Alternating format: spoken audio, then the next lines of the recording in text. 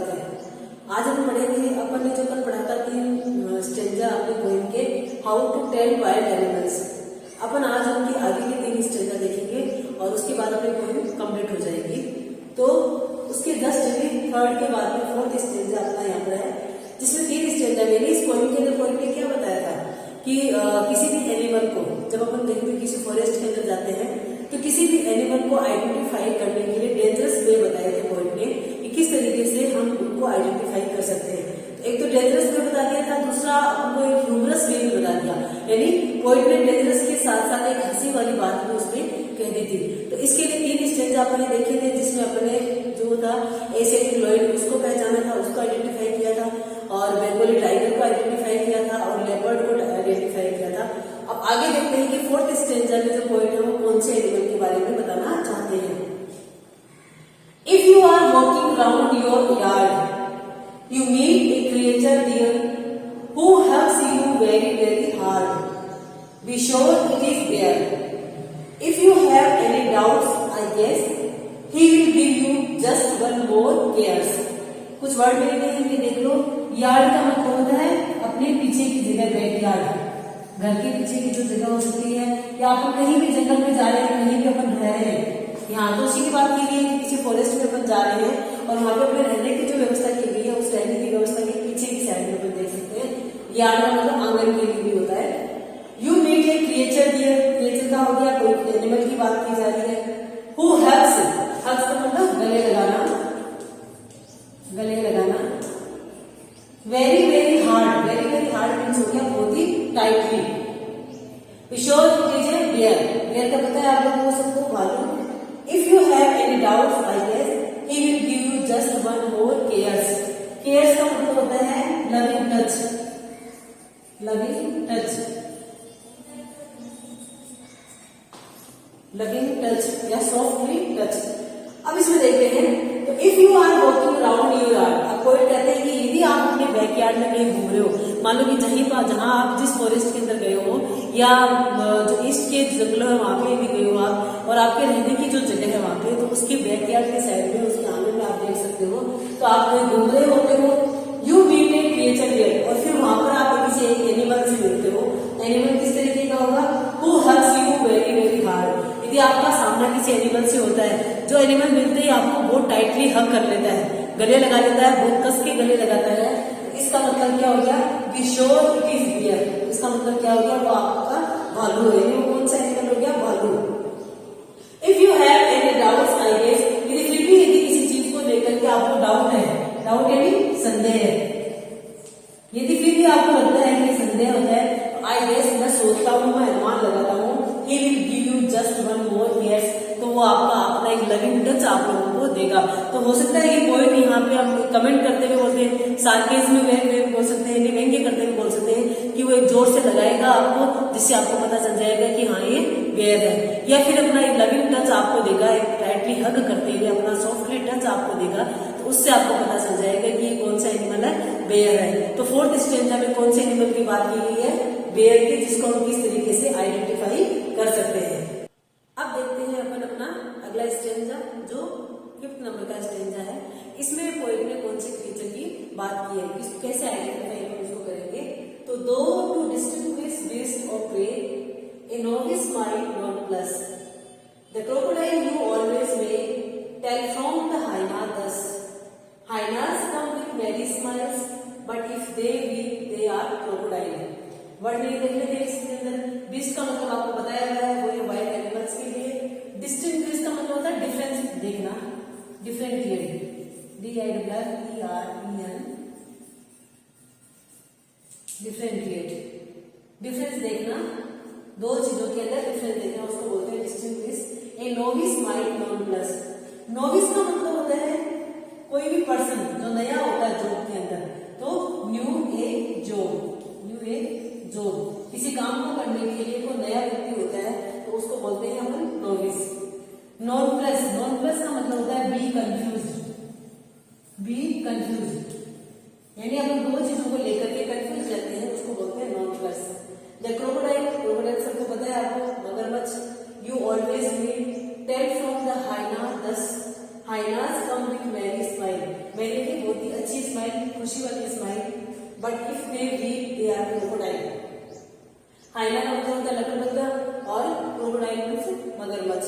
ठीक है, इसके कुछ वर्ड मिलते हैं। अब हम देखते हैं कि इसमें पोएट ने दो क्रिएचर की बात की है, दो एनिमल्स की बात की है कि उन दोनों एनिमल्स में अपन डिफरेंस किस तरीके से देखेंगे। अपन को कैसे पता चलेगा कि कौन सा क्रोकोडाइल है, कौन सा हाइना है। Do to distinguish beast of prey. Prey का मतलब होता है शिकार, शिकार। PREY प्रे और PRAY प्रे यानी होता है प्रार्थना करना। तो दो to distinguish beast of prey, यदि आपको दो शिकार करने वाले जानवरों के बीच में डिफरेंस देखना है। ए नोविस माइंड नॉन प्लस, क्योंकि आप लोग उस जंगल में जाते हो तो आपके लिए वो नई चीज होती है। जिस मान लो कि कोई व्यक्ति नया नया जॉब में जाता है तो उसके लिए वहां की सारी चीजें कंफ्यूज करने वाली पैदा होती है कि उसको वो समझ में नहीं आता कि वो क्या करे क्या नहीं करे, किस काम को किस तरीके से करे। तो ऐसा ही आपके साथ है, यदि आप जंगल में जा रहे हो तो दो एनिमल आपके सामने आ जाते हैं और आपको उनको आइडेंटिफाई करना है, तो आप वहां किस स्थिति में आ जाओगे, कंफ्यूजन वाली स्थिति में आ जाओगे। द क्रोकोडाइल यू ऑलवेज में, तो हो सकता है कि वो क्रोकोडाइल भी हो सकता है आपके सामने, या फिर 12 फ्रॉम द हाइना 10, या फिर वो आपके सामने हाइना भी आ सकता है। Hyenas come with very smile. अब आपको किस तरीके से आइडेंटिफाई करना है वो आपको इस दो लाइन में पता चलेगा। किस तरीके से अपन आइडेंटिफाई कर लेंगे कि ये हाइना और ये क्रोकोडाइल है। तो हाइना यदि आपके सामने आता है तो वो बहुत ही हंसी के साथ आपके सामने आएगा, मुस्कुराते हुए आपके सामने आएगा, तो आपको पता चल जाएगा कि ये हाइना है। और क्रोकोडाइल यदि आता है बट इफ दे वीक, लेकिन यदि कोई रोता हुआ एनिमल आपके सामने आ रहा है, इसका मतलब वो क्या है, क्रोकोडाइल है। क्योंकि क्रोकोडाइल के मुंह में यदि उसका शिकार भी है, प्रे भी है उसका, वो स्वेलिंग कर रहा है, उस प्रे को खा कर आगे होता है, तब भी वो क्या कर रहा है, उसकी आंखों में से आंसू निकलते रहते हैं। तो हाइना और क्रोकोडाइल में से डिफरेंस देखने के लिए आपको ये देखना है कि दो एनिमल आपके सामने आ रहे हैं, तो एक हंसता हुआ आएगा, एक रोता हुआ। तो जो हंसता हुआ आएगा वो हो गया आपके हाइना, और जो रोता हुआ आएगा उसको प्रे को स्वेलिंग करने के बावजूद भी, तो वो हो गया आपके क्रोकोडाइल। तो ये तो अपना फिफ्थ स्टेंजा जिसमें पोएट ने हाइना और क्रोकोडाइल की बात की है। उन एनिमल्स को अपन किस तरीके से आइडेंटिफाई करेंगे। अब देखते हैं अपन इस पोएम का लास्ट स्टेंजा कि इस स्टेंजा के अंदर, इस लाइन के अंदर पोएट कौन से एनिमल के बारे में बताना चाहता है। The true chameleon is small, a lizard sort of thing. He has not any ears at all and not a single wing. If there is nothing on the tree, 'tis the chameleon you see. Chameleon का मतलब होता है गिरगिट। गिरगिट के बारे में आप लोगों ने सुना है कि जो गिरगिट एक ऐसा एनिमल है, तो it has a quality to change its colour according their surrounding, यानी अपने सराउंडिंग के अकॉर्डिंग अपने कलर को चेंज करने की क्वालिटी इसके अंदर होती है। कि मान लो कि ये पेड़ के साथ में बैठा है, तो पेड़ की लीव्स के ऊपर है तो ये ग्रीन कलर का हो जाएगा, पेड़ की ब्रांच के ऊपर है या स्टेम के ऊपर है तो किस तरीके का हो जाएगा, ब्राउन कलर का हो जाएगा। यानी अपने सराउंडिंग के अकॉर्डिंग कलर चेंज करने की क्वालिटी इसके अंदर होती है। The true chameleon is small, वास्तव में कैमेलियन कैसा होता है, छोटा ही होता है। ए लिजर्ड सॉर्ट ऑफ थिंग, दिखने में लिजर्ड के जैसा, लिजर्ड यानी छिपकली के जैसा होता है दिखने में। सॉर्ट ऑफ थिंग यानी दिखने में किस प्रकार का होता है, छिपकली के जैसा। He has not any years at all, अब उसके कोई कान भी नहीं होते हैं। जो गिरगिट होता है कैमेलियन है, उसके कोई कान नहीं होते हैं। And not a single wing यानी पंख, और ना ही उसकी कोई पंख होते हैं, ना उसके कान होते हैं ना उसके पंख होते हैं। दिखने में छिपकली के जैसा होता है और एकदम छोटा होता है। If there is nothing on the tree, अब इस साइड में पोएट कहते हैं कि अपन पहचान कैसे कर लेंगे, आइडेंटिफाई कैसे करेंगे कैमेलियन को, कि उसके कान नहीं होते हैं, उसके पंख नहीं होते, दिखने में छिपकली के जैसा रहेगा और सराउंडिंग के अकॉर्डिंग अपना कलर वो चेंज कर लेगा।